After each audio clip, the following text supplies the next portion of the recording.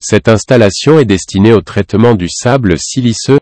La taille du sable siliceux brut est comprise entre 0 et 5 mm, et le minerai brut est dépourvu de grosses particules, de branches et de feuilles, etc. La taille du produit final requise est de 0,1 à 0,6 mm. 1. La trémie de matière première plus l'alimentateur du convoyeur à bande sont pour alimenter les matériaux sur le convoyeur à bande de manière plus régulière. 2. Toutes les matières sont acheminées vers le laveur à attrition pour être lavées et nettoyées en premier lieu. 3. Il passe ensuite dans la machine à laver en spirale pour un nouveau lavage, ce qui permet de s'assurer que les matériaux sont plus propres et de séparer une partie de la boue des eaux usées. Le trop-plein, boue d'eau, est envoyé directement dans l'épaississeur. 4. Le sous-écoulement est dirigé vers la tour de classification. Ce système comprend un cône d'épaississement plus un tambour de classification hydraulique plus un crible à trommelle.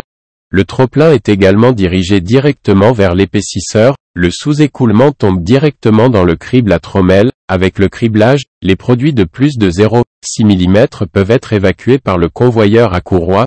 Les produits de 0,1 à 0,6 mm passent à la machine suivante. 5. Ensuite, la machine de séparation à chute en spirale est utilisée pour la première séparation. Cette machine peut séparer un grand nombre de déchets de sable lourd grâce à un traitement en 2 étapes. La chute en spirale se fait normalement en 2 phases. Le concentré de la première phase de la chute en spirale passe à la deuxième phase pour se concentrer à nouveau, ce qui garantit une teneur plus élevée et libère également la charge de travail du séparateur magnétique.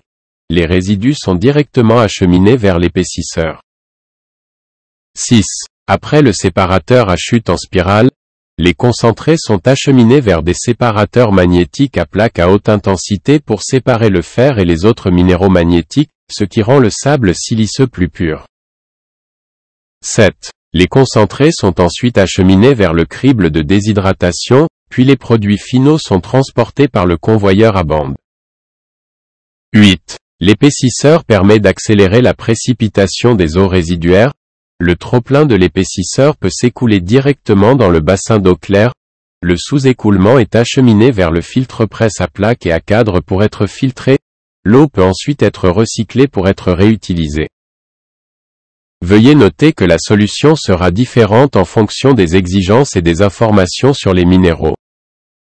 La capacité de cette installation de lavage peut être personnalisée en fonction de la demande, par exemple 10 TPH, 50 TPH, 100 TPH, etc.